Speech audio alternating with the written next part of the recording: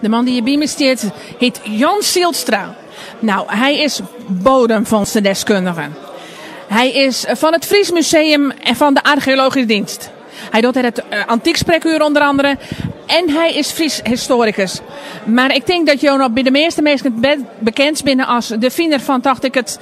Ja, ik denk wel het meest bekende archeologisch onderwerp van Friesland, of net? De fibula van wie naam? Ja, nou, ik ben net de vinder. De vinder wie een man die werkt in Friesland en die ging met de detector wel eens langs en die trof er wat stukjes goud aan. En die dacht, je maakt maar eens even mooi naar Jan Zielstra.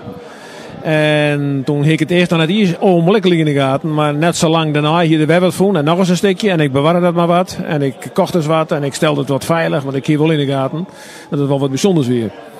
En uiteindelijk kreeg ik terug dat het een fragmenten weer van de grote fibula, de koningsfibula, zeg maar, van Wienaam. En ik heb toen een reconstructie maken. En toen heb ik de collega-archeologen inlichten. En toen weer het bingo zelfs. Dat was een van de kostbaarste sieraden die bekend is uit die periode. En dan in Friesland. Dus toen waren ze wekker. Iedereen was wekker. En toen is er een grote opgraving geweest in 1990, 91, 92. Grote scheepsopgraving op het terp in Wienaam. Op een van de terpen in Wienaam, mag ik zeggen. Nou, en een hele hoop de boeken ben er geschreven. Er is zelfs een paar romans ben er geschreven. Wetenschappelijke verhandelingen. Die opgraving zijn heel succesvol geweest. Wat we hoopt hier een schip of een graaf van een koning, dat hebben we net gevonden. Want dat we helemaal verenigeerd. Die terp wie eigenlijk al helemaal onthoofd en verstoord. Maar goed, we hebben genoeg gevonden om daar behoorlijke conclusies over binnen te kennen.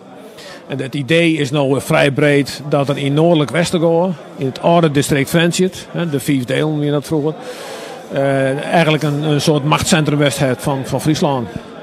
En kom eens even naar het verdere noorden van Friesland. Daar hebben wij ook een hele belangrijke archeologische vindplek, denk ik wel. En dat is het Kleester Klaarkamp. Hoe belangrijk is dat voor je? Nou, Kleesters is natuurlijk een wat lettere tijd. De oudste kleesters in Friesland die beginnen zijn in de 9e eeuw. Dan hebben we Starem, dat is eigenlijk een kapittel. En de Kleestertijd begint eigenlijk in Friesland zijn 1100 en dan begint de Kleestertijd. En dat ben de volle middeleeuwen, zeg ik maar zeggen. En dan ben de tijd van de Friese koningen en dan zijn ze al lang voorbij. Maar dat wil net zeggen dat het net belangrijk is. Hele belangrijke vindplakken. En daar ben ik met name in Liddelum. Dat is bij Tjemerum en Jester Beintem, moet ik zeggen. Nee, Jester Bjerm. Dat vergis. En Tjemerum, daar ben in de tijd ik nog, toch detectorman, binnen zegelstempels voen al hier. Een hele handvol. En die bleken voor een deel te gaan over abten en kleesterlingen. En de originele zegelstempels waarvan de zegels net bewaard bleven, maar de stempels nou wel. Konden we aan de hand van die stempels konden we daar weer uitdrukken van maken. Van abten die in een kleesterkroniek vermeld worden. Heel belangrijk, omdat er ook wel eens twijfelen waren aan de authenticiteit van die boeken, zeg ik maar zeggen, van die gegevens uit de middeleeuwen. En dan hier we volledig betrouwbare bronnen. Die zegelstempels zijn absoluut echt. Er wie net in die daar aan twijfelde. Wie kan hier boekbeslag bij, en fragmenten van leer. Vermoedelijk hadden geuzen in de 16e eeuw, ik geloof 1574 of zo wat hen in die buurt, is het kleester verwoest door de watergeuzen. En, want we zijn natuurlijk al hier Rooms-Katholiek, dat moest al hier plat. En toen is het vermoedelijk in een afvalput is het hele archief te landen komen, maar stempels en al. En dat is heel, heel wichtig, omdat we dus nou weten dat die oude kronieken die bewaard blijven binnen, dat die betrouwbaar binnen. En B, omdat het ook prachtig illustratiemateriaal is en die zegelstempels heel bijzonder binnen uit 1200.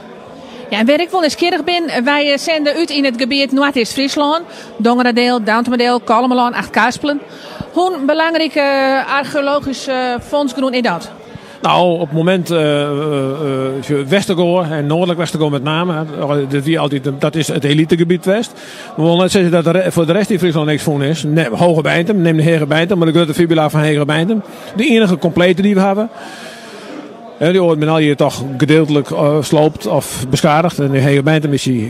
En waarschijnlijk ook nog een religieuze depositie, nemen dat. Hè? Dat ze dus uit een soort geloof offerd binnen aan de goden.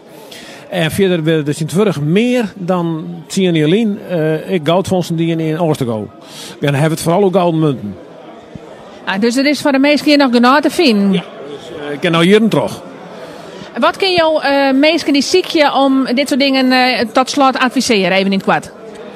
Nou, zorg je dat je hem in ieder geval goed de ventplak bewaren, onthouden. En lees een schrift aan of een iets administratie. Zet er op de voorwerp zelf maar witte inkt. Hè, en maar een beetje lakker omheen en een nummerke. En dat nummerke noteren in het register. En precies opvoeren wanneer en waar is het voor. Dat is heel belangrijk. De ventplak is altijd heel wichtig. Nou, en let het in ieder geval aan de archeologen zijn. Het zij van het Vrije Museum. Meestal het Vrije Museum. Dan kan ik op het spreekwoord het landen komen. Je kan ik even België speciaal. In ieder geval dat het bekend wordt in wetenschappelijke kring. Bewaar je het verder goed. Het zou mooi zijn dat het in Friesland loopt. Dat is niet altijd mogelijk natuurlijk. Maar het zou heel fijn zijn. En nou, dat het gefotografeerd wordt kent. Zoals nou Joet al gebeurt. Hè? Heel hoop foto's maken. Nog 100 loop.